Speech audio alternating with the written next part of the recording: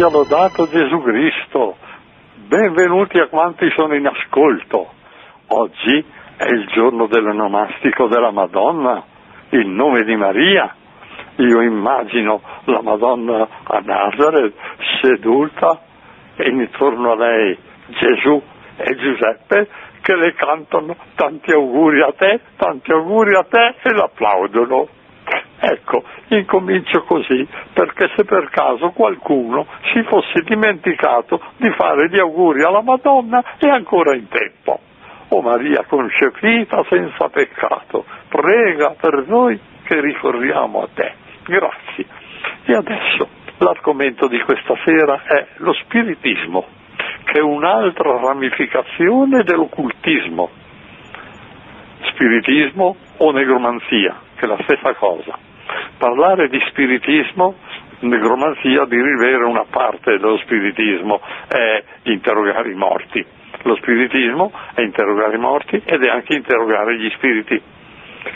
Parlare di spiritismo significa affrontare un tema molto impegnativo che pone in risalto un male oggi in esplosione, specie tra la gioventù. Ci troviamo di fronte a un male che ancora una volta è frutto di mancanza di fede, è un cercare verità per vie storte, ben lungi dal ricorso all'unico maestro. Si tratta anche di un argomento che ha molti risvolti, molte conseguenze, per cui anche il nostro discorso, per quanto limitato a ciò che mi sembra di maggiore utilità pratica, comporterà varie divagazioni. Che cos'è lo spiritismo? È evocare i defunti o evocare gli spiriti per interrogarli. Evocare, ossia richiamarne la presenza, quasi sempre non in forma visibile e non sensibile, ma sempre allo scopo di fare delle domande per provocare la risposta.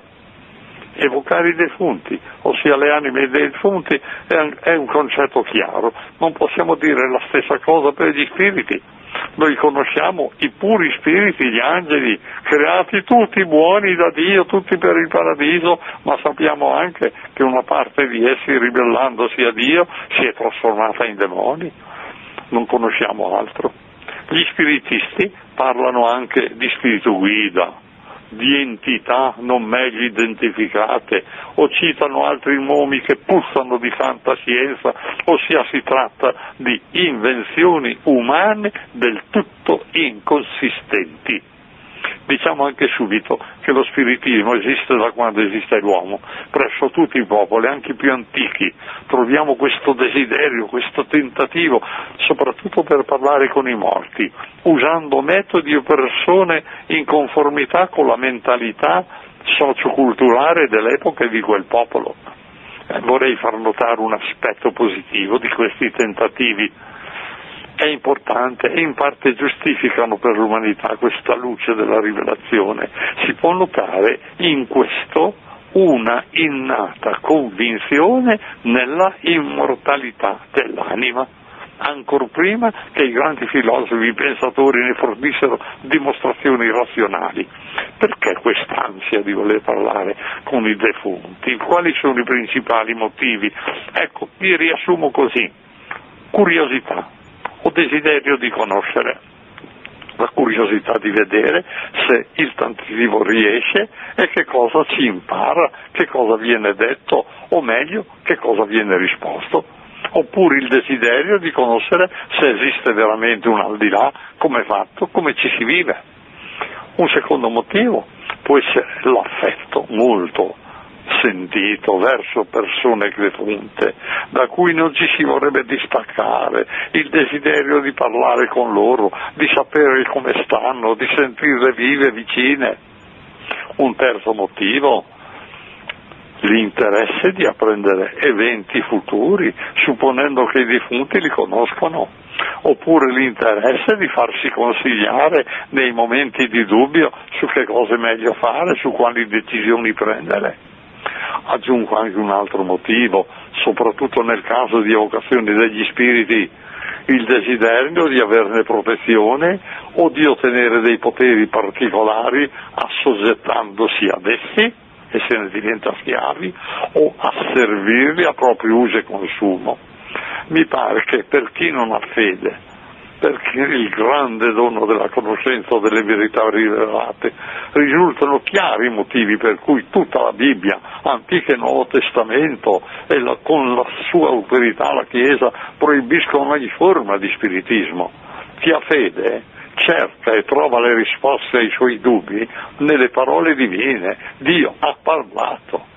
Voler cercare le verità del mondo ultraterreno non rivolgendosi a Dio, ma seguendo le vie storte degli espedienti umani, è una grave colpa contro il primo comandamento, è un buttarsi nella superstizione, è sviarsi dalla verità per aderire all'errore.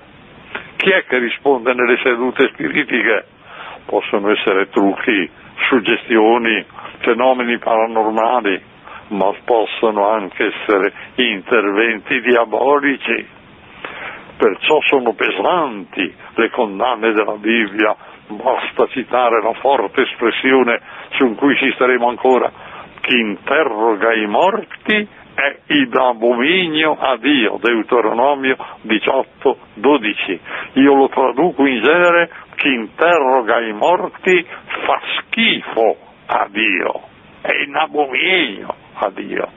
E altrettanto chiare sono le condanne ecclesiastiche. Ne cito una che è complessa ma è completa: non è permesso partecipare con medium o senza medium, servendosi a modo di ipnotismo, a sedute o a manifestazioni spiritiche, anche se hanno l'apparenza onesta o pia, sia che si interroghino le anime e gli spiriti, sia che si ascoltino le risposte, ci si limita ad ascoltare, sia anche se ci si accontenta di fare solo da osservatori. Condannati. Santo Ufficio, 24 aprile del 1917, è una risposta completa, adatta al nostro tempo, ad esempio quando dice con medium o senza medium. Sembra anticipare i nostri giorni in cui le sedute spiritiche si fanno soprattutto col gioco del bicchierino della moneta, o col registratore, col televisore, col telefono, col computer e soprattutto con la scrittura automatica. Quando si afferma, anche se hanno l'apparenza onesta, pia, sembra di prevedere certe forme, certi movimenti, tipo il movimento della speranza, su cui faremo un cenno più avanti. Ora vogliamo anche ricordare brevemente la parte positiva, ossia ciò che la rivelazione ci dice riguardo ai defunti. Intanto ci dice che le anime dei defunti vanno subito o in paradiso o in purgatorio o all'inferno, nessuna paura della morte, è come aprire una porta ed entrare in un'altra camera. Avete presente Gesù al buon ladrone? Oggi sarai con me in paradiso, subito. È una verità affermata anche da due concili ecumenici, quello di Lione e quello di Firenze, e ricordata più volte dai documenti ecclesiastici. Potranno emergere ulteriori precisazioni, ma il pensiero espresso dalla Bibbia è chiaro e ricco di conseguenze pratiche. Ne cito la principale: abbiamo solo questa vita come periodo di prova, non c'è appello, poi subito dopo o paradiso o inferno purgatorio. Non c'è un appello. Il Vangelo ha espressioni che non lasciano dubbi, per cui bisogna essere sempre pronti. La storiella della reincarnazione, notate, in cui credono tutte le grandi religioni orientali, e ci sono tanti in Italia che lasciano la fede cattolica per buttarsi in religioni orientali, in cui oggi credono almeno un quarto di italiani. La reincarnazione è inammissibile, è in netta contraddizione con la risurrezione che sta alla base del cristianesimo. O si crede alla risurrezione o se no credi pure alla reincarnazione, ma sei un cretino se tu conosci il Vangelo, le parole di Gesù, se tu hai avuto il germe della fede. Se tu non hai avuto questo, è un errore che allora si può anche perdonare in chi non ha ricevuto il dono della rivelazione. La fede ci dice ancora qualcosa circa l'attività delle anime dei defunti. Pensiamo al grande dogma della comunione dei santi. Ci dice che le anime in paradiso possono ricevere le nostre preghiere e intercedere per noi, per cui preghiamo soprattutto i santi, ma anche i nostri cari. Le anime del purgatorio possono ricevere i nostri suffragi e aiutarci, ottenerci grazie, anche le loro preghiere non ottengono niente per loro stessi, ma per noi sono efficaci. Il tutto avviene non direttamente, ma attraverso Dio. Come attraverso Dio i nostri cari defunti possono seguire le nostre attività. Ecco, vorrei ricordarvi un piccolo dettaglio della parabola del ricco e Pulone. Pur vedendo Lazzaro nel seno di Abramo, che rappresenta Dio, il ricco e Pulone non si rivolge mai direttamente a Lazzaro, si rivolge sempre ad Abramo, perché tra noi e i defunti c'è un distacco insormontabile. Vivono in un'altra dimensione i defunti, ecco per cui il rapporto può esserci soltanto attraverso Dio. Può sembrare che si sia detto troppo poco circa l'attività delle anime dei defunti e noi esercisti ci troviamo spesso di fronte a problemi che vorremmo approfondire, dedicheremo un capitolo a questo, ai problemi che abbiamo noi esorcisti. Credo che quando i teologi ritorneranno ad amare più la teologia che la sociologia, si potrà ancora arricchire il nostro patrimonio di conoscenze contenuto nella Bibbia o esplicitamente o implicitamente. È sempre però sulla rivelazione che ci dobbiamo basare. Chi vuol seguire le vie storte dello spiritismo o dell'interrogare i morti si allontana da Dio, dalla verità.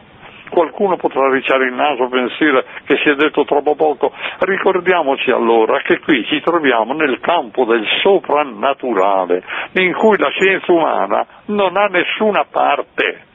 Come mai avranno parte dimostrazioni scientifiche? Queste valgono per il mondo sensibile, visibile, toccabile. Allora sì che possono valere le dimostrazioni scientifiche, ma le verità soprannaturali, quelle che riguardano il mondo invisibile, mai saranno soggette a dimostrazione con l'attacco o con la risonanza magnetica, con i mezzi scientifici di oggi, mai. Perché? Perché sono rivelazioni che sappiamo da Dio, perché Dio ha parlato, quindi l'esistenza degli angeli e dei demoni, l'esistenza del paradiso, del purgatorio, dell'inferno, sono rivelazioni divine. Solo l'esistenza di Dio non ha bisogno, anche se c'è stato altro che la rivelazione divina, ma può essere raggiunta dalla ragione umana, perché dal creato noi arriviamo a credere nel Creatore. Ovunque guardi io giro, invece Dio ti vedo. Basta aprire gli occhi per credere nell'esistenza di Dio. È possibile un contatto diretto con i defunti? Ecco, c'è una radicale differenza tra la vita terrena e la vita eterna. Abbiamo detto che le anime dei defunti vanno subito in paradiso, in purgatorio, all'inferno. La rivelazione ci fornisce dati essenziali. La fede è credere a questi dati, neanche saperci accontentare. Non c'è fede se non c'è umiltà, per cui la Bibbia stessa ci ammonisce, Siracide 3:21, non voler indagare le cose troppo grandi per te. Accontentati per le cose, le verità soprannaturali, accontentati di quello che Dio ci ha rivelato, è più che sufficiente. È così grande la differenza tra questa vita e l'altra che, guardate, io tirerei le orecchie a San Paolo, eppure ha scritto tanto, così bene, con tanto approfondimento. È stato rapito in paradiso, è andato in paradiso, e che cosa ci ha detto? Niente. È tornato e ci ha detto solo questo: la lingua umana non può esprimere le felicità immense che il Signore ha riservato per i Suoi eletti. Ecco, la lingua umana non può esprimere, e così non esprime niente, non ci ha detto niente. Beh, beato te che hai visto il paradiso, ne hai goduto, anche se non sei riuscito a darcene nessuna descrizione. Ad esempio si chiedono ai teologi se trovarsi in paradiso è uno stato, un modo di essere o un luogo. Certamente la dimensione di spazio e tempo nell'altra vita avranno un significato del tutto diverso da quello attuale. Sempre ci saranno dei limiti perché solo Dio è infinito, ma le condizioni sono del tutto diverse.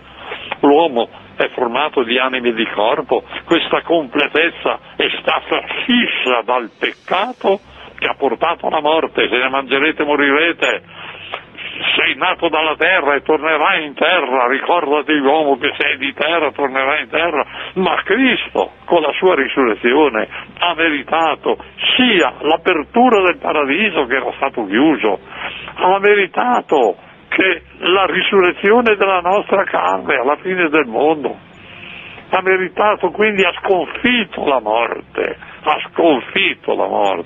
questo avverrà, per cui anche la felicità attuale, per esempio, di San Francesco, di San Domenico, dei nostri cari che sono in paradiso, è una felicità completa secondo lo stato in cui si trovano con la sola anima, ma sarà ancora più grande, adesso non potrebbero averne una maggiore, ma sarà ancora più grande alla fine del mondo quando anche il loro corpo sarà glorificato insieme all'anima.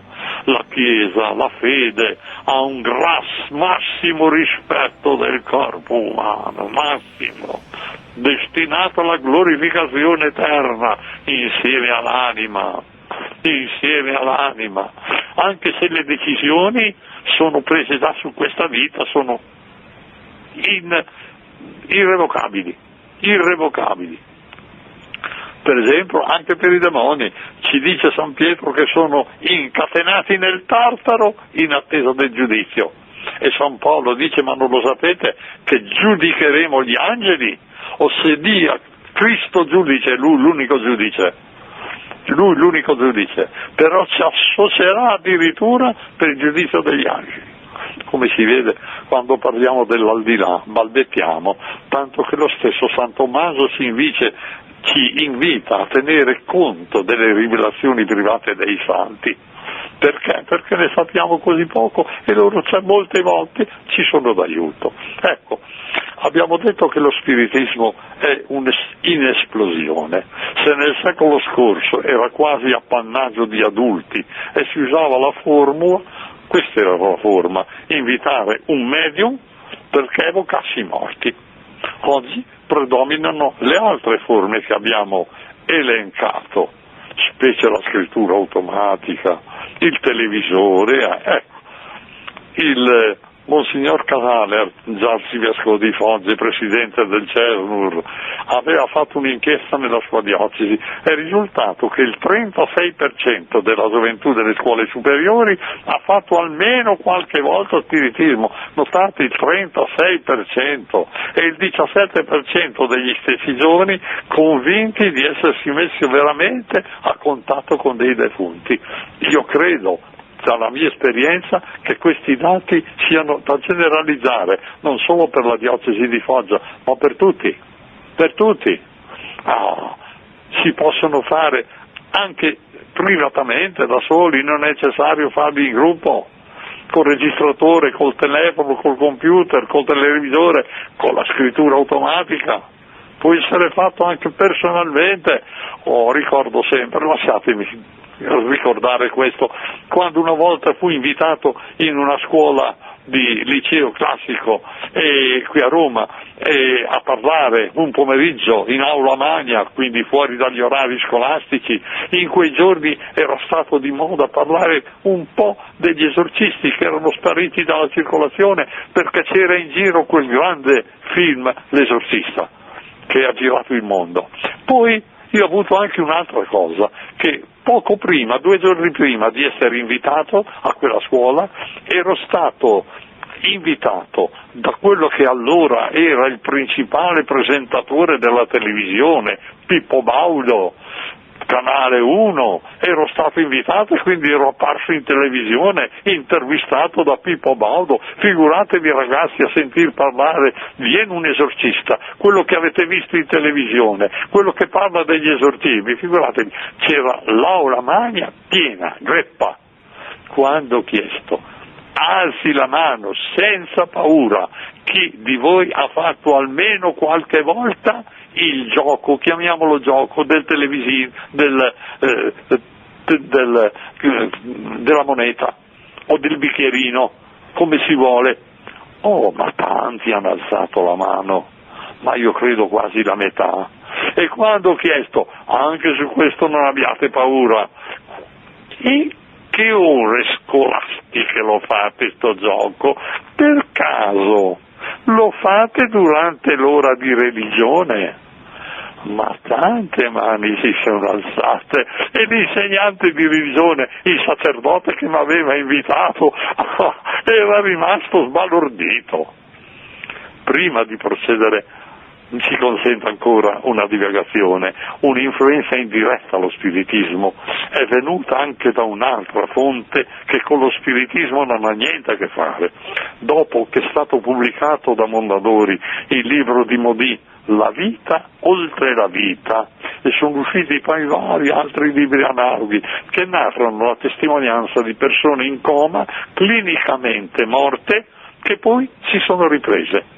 E tutti fanno dei racconti simili tra di loro, ottimistici, parlano di essersi trovati avvolti in un ambiente luminoso, circondate da un senso di amore, per cui talvolta hanno provato un senso di dispiacere accorgendosi che stavano ritornando in vita, nella vita terrena, e hanno poi dichiarato: non ho più paura della morte, so dove vado. Ecco, è chiaro che in questi casi le persone non erano ancora morte. Non è facile stabilire il momento esatto della morte. Sono casi che vanno studiati da un punto di vista scientifico, sì, medico.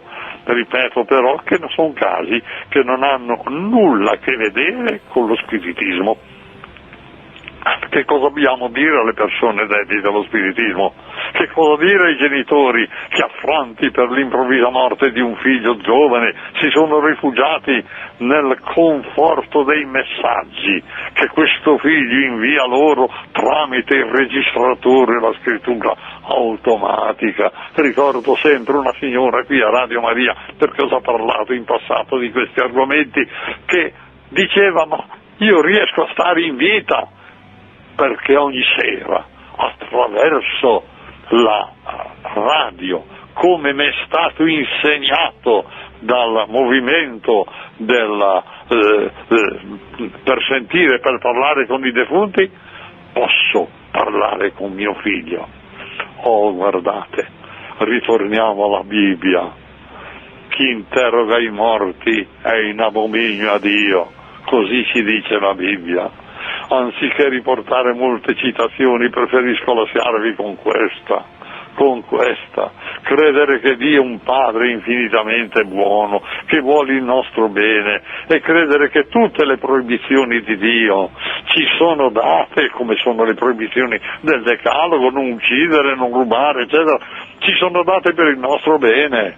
Se Dio, che ci ama, sia noi le creature vive, quelle ci ama tutte. Se il dialogo con i defunti fosse utile, se fosse un bene, Dio sarebbe il primo a favorirlo.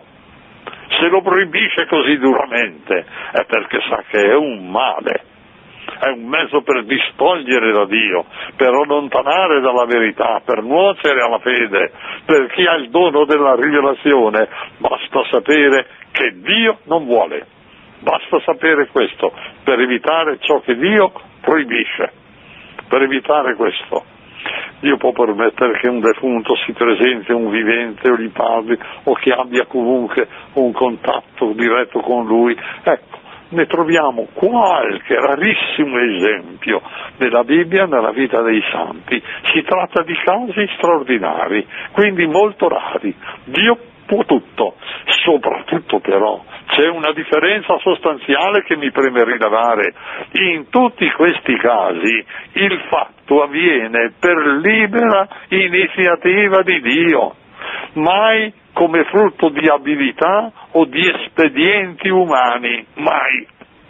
Ad esempio, è lo stesso caso delle apparizioni. Bernadetta non ha fatto nulla per provocare le apparizioni della Vergine Immacolata a Lourdes. I 3 bambini di Fatima non hanno fatto nulla per ottenere l'apparizione della Vergine a Cova d'Airia.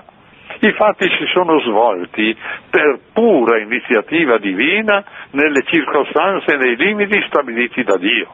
Ecco, questo è importante. Quali mezzi può usare Dio per concedere un contatto straordinario con un defunto? Dio può usare i mezzi che vuole, con assoluta libertà, può servirsi di un'apparizione, come ha fatto con San Giovanni Bosco, o di voci, come è accaduto a Santa Giovanna d'Arco. C'è un unico caso nella Bibbia in cui Dio, che può usare i mezzi che vuole, si è servita di una medium. È il caso di Saul, quando si fa evocare il profeta Samuele, che era morto da poco tempo. È un fatto così straordinario permesso da Dio, e ce lo fa capire l'urlo della medium, che si è trovata di fronte a un caso del tutto nuovo, e il rimprovero di Samuele: perché mi hai fatto chiamare? E la dura profezia: oggi e tu e i tuoi figli verrete uccisi. Credo che ce ne sia abbastanza per far passare la voglia di evocare un morto. Ecco, aggiungo anche la bontà oggettiva del messaggio non ne giustifica l'origine. Perché? Sì, è sufficiente dirci che la provvidenza è buona. I messaggi che vengono dati sono buonissimi, soprattutto vorrei rilevare che sono messaggi in cui uno crede di parlare col defunto o con uno spirito e invece parla con se stesso, sono frutti del subconscio. Uno parla con se stesso, e se uno vuol credere alle menzogne, credo alle menzogne, però sono menzogne. Ecco i criteri con cui mi sento da dire. Tante volte mi sono sentito dire: ma il messaggio è così buono, è così consolante per me, per forza. Ma se è falso, che cosa te ne fai? È noto un libro che ha raggiunto tante edizioni, della ragazza morta a 22 anni, messaggi consolantissimi alla madre, e nella premessa del volume notate la dichiarazione di 5 noti sacerdoti che affermano: sono parole di cielo.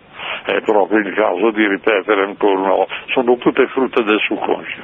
Uno dice a se stesso quello che vorrebbe sentirsi dire. È proprio il caso di ripetere le parole di San Paolo: verrà un tempo in cui gli uomini non sopporteranno più la sana dottrina, ma secondo le proprie voglie si circonderanno di una schiera di maestri, facendosi solleticare le orecchie, e stoneranno l'udito dalla verità per volgersi alle favole. Ma guardate anche quanta abbondanza c'è di falsi carismatici, di gente che corre da loro, va da loro, hanno il filo diretto con Gesù, con la Madonna, ti dicono subito le risposte del Signore o le risposte di un santo, ma va. Ecco, ammiro invece quei genitori che in casi analoghi sanno rivolgersi alla fede, hanno la convinzione che il loro figlio è vivo. Si dice nel primo prefazio dei defunti: la vita non è tolta ma trasformata.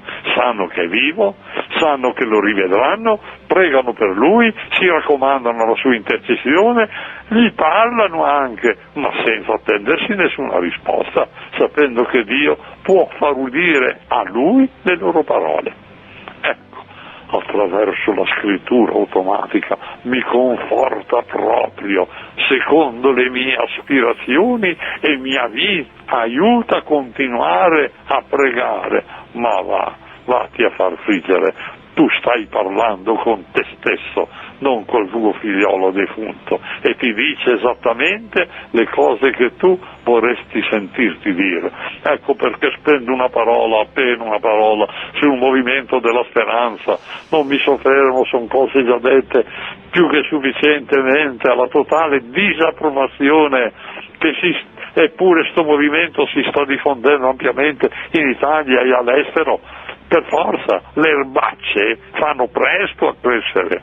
Chi vuol saperne di più, legga quell'apposito capitolo che vi dedica Armando Pavese nel suo libro Come difendersi dai maghi, edizione PM, come difendersi dai mali. È chiaro e sufficiente. E riporta anche l'attenzione, guardate, sempre più, anche a questo proposito, si sta svegliando l'autorità ecclesiastica, perché prima era, come sempre in queste cose, era disinformata, come sempre in queste cose, è disinformata. Preti e vescovi molte volte non ne sanno un H di questi argomenti.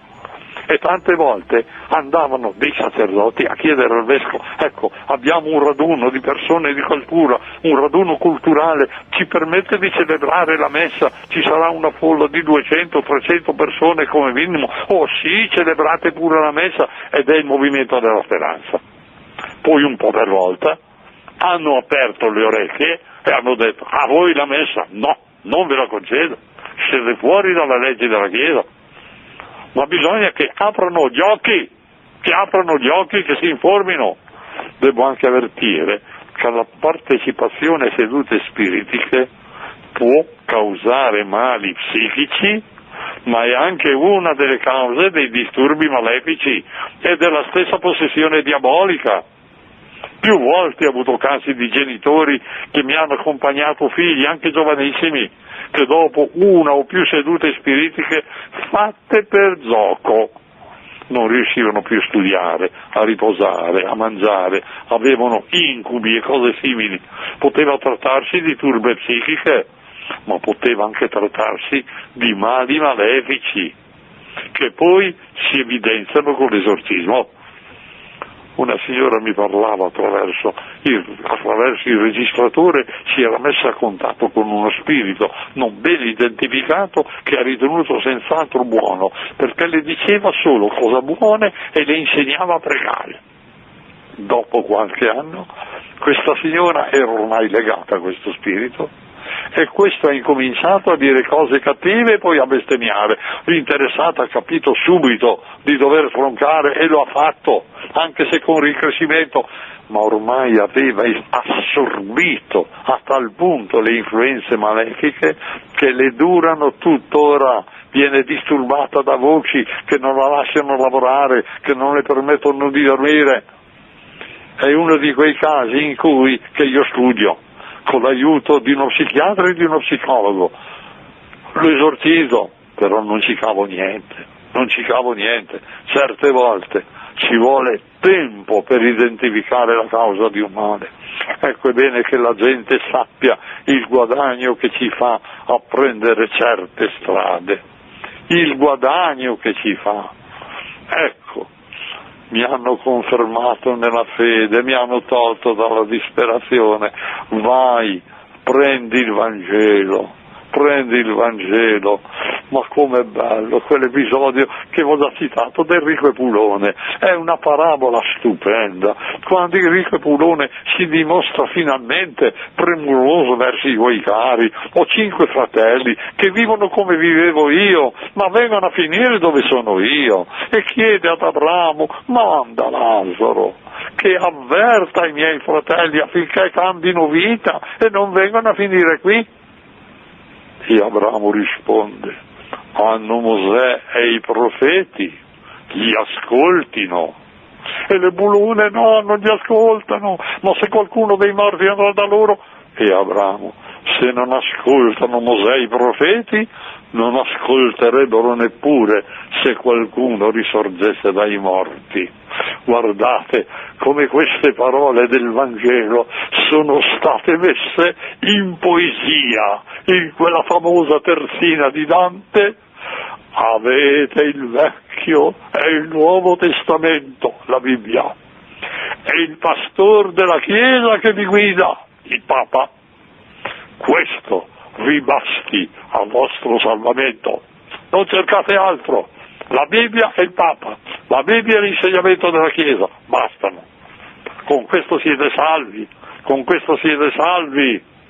Ecco, che cosa occorre per raddrizzare ecco, io penso che occorrono 3 cose, soprattutto oggi: l'istruzione religiosa, un'informazione specifica e la disponibilità ad ascoltare. Però bisogna essere pratici. Se ascolti le persone e non ne capisci niente e non sai ma che cosa insegni? Tante volte mi sono sentito dire, mi sono rivolto al mio parroco, un sacerdote, per avere istruzioni in sto campo e li ho trovati completamente ignoranti.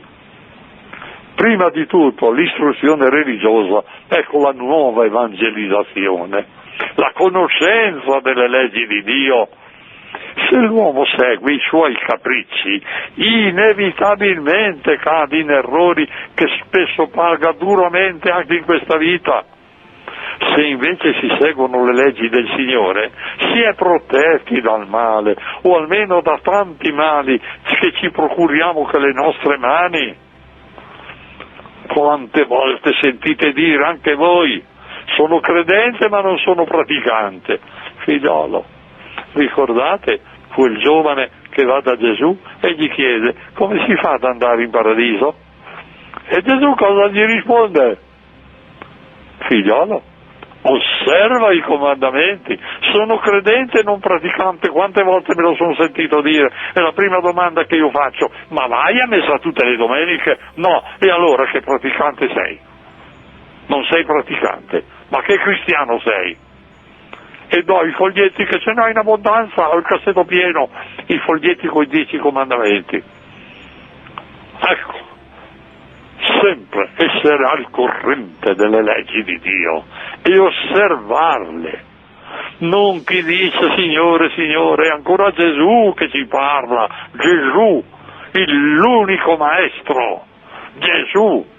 Non chi dice Signore, Signore, entrerà nel regno dei cieli, ma chi fa la volontà del Padre mio che è nei cieli, contenuta nei 10 comandamenti e nel grande precetto di Gesù.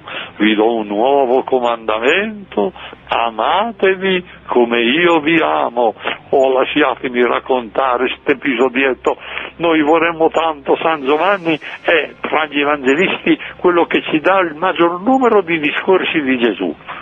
Ognuno ha le sue caratteristiche, è stupendo il Vangelo, proprio perché sono 4 obiettivi su Gesù che lo analizzano da angolazioni diverse, anche se talvolta hanno delle somiglianze o delle uguaglianze, ma ognuno ha le sue caratteristiche e quindi ce ne danno una visione completa. E Giovanni, vecchio, forse a Efeso, forse lì, non sappiamo con esattezza dove è morto, veniva portato accompagnato di peso alle riunioni dei cristiani e gli dicevano parlaci, dici qualcosa di Gesù, e lui ripeteva amatevi l'un l'altro, amatevi l'un l'altro, amatevi l'un l'altro. Ah, uffa, che barba!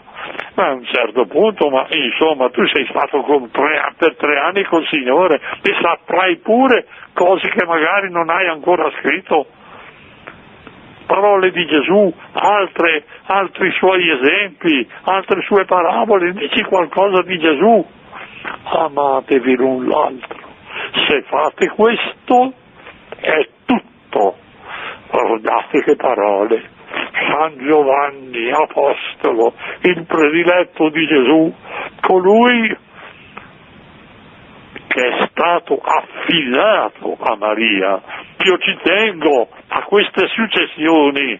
Non era Maria ad aver bisogno di Giovanni, era Giovanni ad aver bisogno di Maria, per cui Gesù incomincia, donna, ecco tuo figlio. E poi la controparte. Ecco la madre tua, ma prima di tutto, ecco, è stato affidato a Maria e ci riassume il Vangelo con queste parole: amatevi l'un l'altro. Se il mondo fosse pieno di gente, di uomini che si amano, sarebbe già un paradiso in terra. Non ci sarebbe la miseria, perché chi è ricco aiuterebbe chi è povero e via discorrendo. Non ci sarebbero differenze di razze, niente. Amatevi l'un l'altro. Segui la religione che vuoi, ma ama. Secondo punto, quindi primo di tutto istruzione religiosa. Secondo, occorre un'informazione specifica, soprattutto da parte dei sacerdoti, degli educatori, dei genitori. Molti cadono in errore, anche facendo sedute spiritiche, non essersi messi in guardia da chi sapeva ciò che stavano facendo.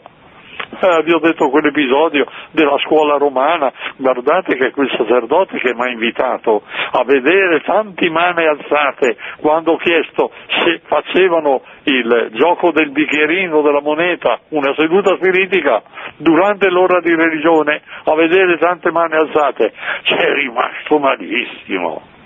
Dico, ma tu eri lì, vedevi e non capivi quello che facevano? No, non lo capiva, non lo sapeva, non sapeva che era contro la legge di Dio, ciò che comporta dei pericoli. Occorre essere istruiti per poter istruire, e qui non è un compito solo di vescovi e preti, ma di tutti.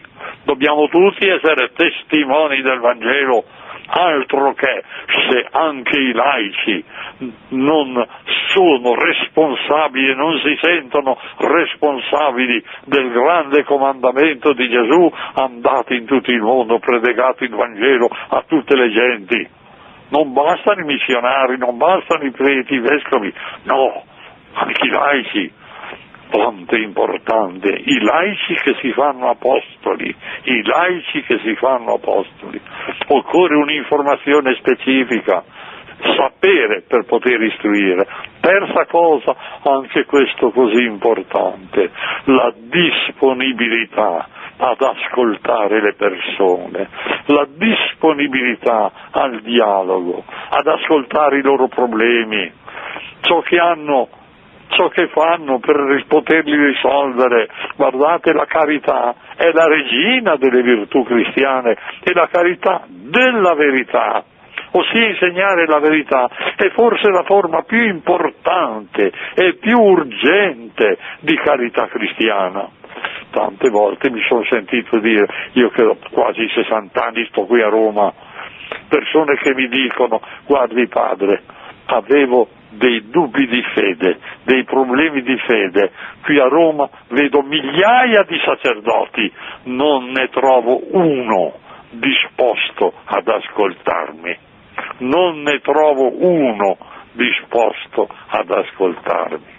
Figlioli cari, se noi perdiamo la battaglia dell'ascolto siamo sconfitti. Saper ascoltare, la disponibilità, costa tempo, costa fatica, non importa, ad ascoltare le persone, a dialogare con loro. Ma così poco oggi il dialogo tra genitori e figli, ma è così poco, ma che dialogo c'è? Due genitori che lavorano, vanno via al mattino, tornano alla sera. Poi tante famiglie in cui quando si è a tavola hanno il televisore acceso. Papà vuole sentire le notizie, è chiuso, mio padre non ha mai voluto né la radio quando c'era la radio né il televisore in camera da pranzo. No, si deve parlare, dobbiamo dialogare. Grazie al cielo ho avuto due genitori santi, la fede l'ho imparata dai miei genitori, sono loro che mi hanno istruito sul Vangelo, sulla preghiera, e poi ho avuto la grande formazione nell'azione cattolica. Ecco, cari fratelli e sorelle, ho finito questa chiacchierata, aspetto le vostre risposte per essere corretto, per essere completato. Le vostre risposte vi sono di grande utilità. Grazie.